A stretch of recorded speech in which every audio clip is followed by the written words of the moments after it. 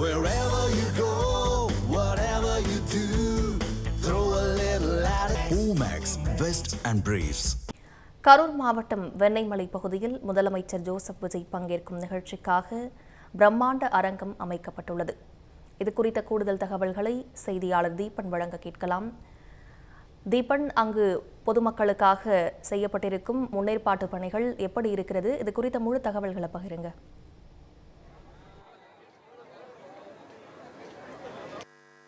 வணக்கம்.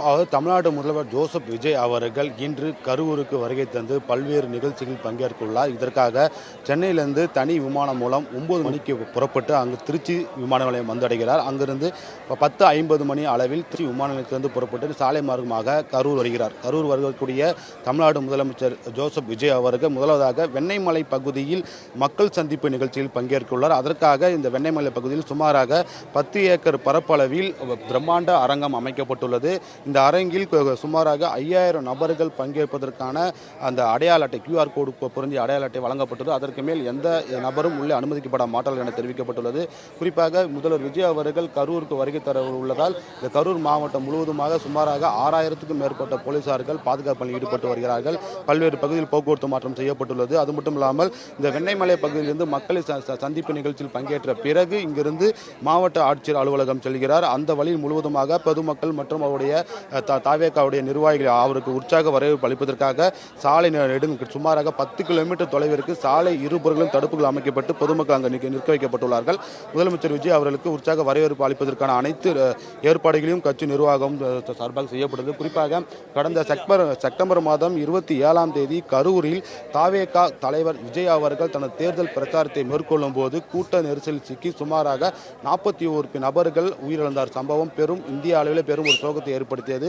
இந்த நிலையில் தாவேகா தலைவர் விஜய் அவர்கள் அந்த உயிரிழந்த குடும்பங்களை நேரில் சென்னைக்கு அழைத்து வந்து அவர்களுக்கு நிவாரண பணமும் வழங்கப்பட்டது, ஆறுதலும் கூறினார். அதனைத் தொடர்ந்துதான் தற்போது இன்று கரூர் மாவட்டம் நடக்கக்கூடிய மக்கள் சந்திப்பு நிகழ்ச்சியில் பங்கேற்று கரூர் மக்களை சந்தித்து உரையாற்ற உள்ளார். இந்த உரையில் பல்வேறு சிறப்பு அம்சங்கள் அடங்கியதாக இருக்கும் என கூறப்படுகிறது. குறிப்பாக தாவேகா கட்சி ஆரம்பித்திலிருந்து அவர்கள் தேர்தல் பிரச்சாரம் மேற்கொள்ளும் போது ஏற்பட்ட அந்த சிக்கல்கள் மற்றும் குறிப்பாக கரூரில் தேர்தல் பிரச்சாரம் ஏற்படும் போது அந்த கூட்ட நெரிசல் ஏற்படுறதுக்கு யார் காரணம், அதனால் வழக்கு எப்படி பதிவு செய்யப்பட்டது என்பது குறித்து இந்த மக்கள் சந்திப்பு நிகழ்ச்சி விரிவாக எடுத்துரைக்குள்ளார். அதன் பின்பு தேர்தலில் வெற்றி பெற்ற பிறகு ஆட்சி அமைப்பதற்கு என்னென்ன சிக்கல்கள் ஏற்பட்டது, யாருடைய ஆதரவை நாம் நாடினோம், ஆட்சி அமைத்த பிறகு இந்த தாவேகா ஆட்சி மீது எதிர்க்கட்சிகள் தொடர்ந்து எந்த மாதிரியான குற்றச்சாட்டுகள் முன்வைக்கப்பட்டு வருகிறது, தாவேகா ஆட்சியில் சுமாராக ஆட்சி அமைத்து 50 நாட்கள் கடந்தும் என்னென்ன திட்டங்கள் இதுவரை செய்யப்பட்டுள்ளது, அந்த திட்டங்களுக்கான எவ்வளவு நிதிகள் ஒதுக்கப்பட்டுள்ளது, புதிய திட்டங்கள் எவ்வாறு செயல்படுத்துவதற்கான திட்ட அறிக்கை தயாரிக்கப்பட்டு வருகிறது, குறிப்பாக இந்த இடைக்கால பட்ஜெட்டில் எந்த மாதிரியான திட்டங்கள் அமல்படுத்த உள்ளது என்பது குறித்து விஜய் அவர்கள் மக்கள் மத்தியில் உரையாற்ற உள்ளார். குறிப்பாக இந்த மக்கள் சந்திப்பில் கரூரில் நடைபெற்ற அந்த உயிரிழப்பு சம்பவம் குறித்து விரிவாக எடுத்துரைத்துள்ளார். மேலும் எதிர்க்கட்சிகள் தொடர்ந்து வைக்கக்கூடிய குற்றச்சாட்டுகளுக்கும் இந்த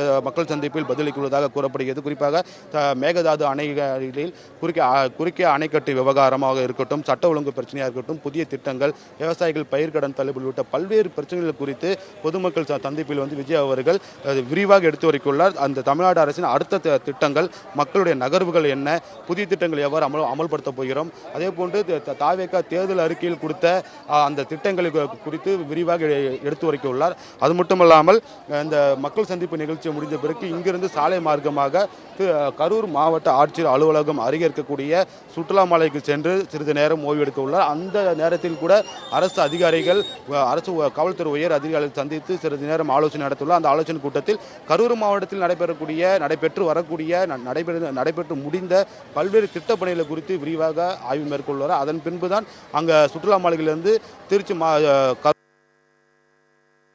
அங்குதான் 41 குடும்பங்களைச் சேர்ந்த 32 நபர்களுக்கு கருணை அடிப்படையில் அரசு பணி நியமன ஆணையை வழங்குகிறார். அதே அரங்கில் தான் கரூர் மாவட்டத்தில் புதிதாக தோல் இல்லாமல் காலநிலை தயாரிக்கும் தொழிற்சாலை சுமாராக 1700 கோடி மதிப்பீட்டில் அந்த தொழிற்சாலை அமைக்கப்பட உள்ளது. அந்த தொழிற்சாலைக்கு அடிக்கல் நாட்டுகிறார். இந்த தொழிற்சாலை மூலமாக 13,500 நபர்களுக்கு இந்த வேலைவாய்ப்புகள் உருவாக்கப்படும் எனவும் தெரிவிக்கப்பட்டுள்ளது. இந்த நிகழ்ச்சியில் பங்கேற்பதற்காக தான் தமிழ்நாடு முதல்வர் ஜோசப் விஜய் அவர்கள் இன்று சென்னையிலிருந்து தனி விமானம் மூலம் திருச்சி வருகை வருகை தந்து அங்கிருந்து கரூருக்கு வருகை தந்துள்ளார். முதலமைச்சர் விஜய் வருகை தரக்கூடிய அனைத்து வழித்தடங்களையும் பொதுமக்கள் அவர்களுக்கு உற்சாக வரவேற்பு அளிப்பதற்காக சாலைகள் இருபுறங்களிலும் தடுப்புகள் அமைக்கப்பட்டுள்ளது. அது மட்டும் இல்லாமல் திருச்சி மதுரை மண்டலம் இருக்கக்கூடிய காவல்துறை சுமார் 6000 காவல்துறையினர் இந்த கரூர் மாவட்டம் ஈடுபட்டுள்ளார்கள். குறிப்பாக விஜய் இந்த மக்கள் சந்திப்பு விழா மேடையிற்கு அந்த கட்சி நிர்வாகிகள் அனுமதிக்கப்பட்ட QR கோடு பொருந்திய அந்த அடையாள அட்டை வழங்கப்பட்ட நிர்வாகிகள் அனைவருமே 9 மணிக்குள் இந்த கூட்டரங்குக்கு உள்ளே செல்ல வேண்டும் என அறிவுறுத்தப்பட்டுள்ளது. மேலும் அந்த QR அட்டை வைத்திருந்தால் மட்டுமே இந்த கூட்டரங்குக்கு உள்ளே செல்வதற்கான அனுமதி வழங்கப்படும், மற்ற நபர்களுக்கு யாருக்கும் வழங்கப்படாது எனவும் குறிப்பிடப்பட்டுள்ளது. ஆகையால் பொதுமக்களும் அந்த கட்சி நிர்வாகிகள் முழுமையாக ஒத்துழைப்பு தர வேண்டும் என அரசு தரப்பிலும் காவல்துறை தரப்பிலும் தெரிவிக்கப்பட்டுள்ளது.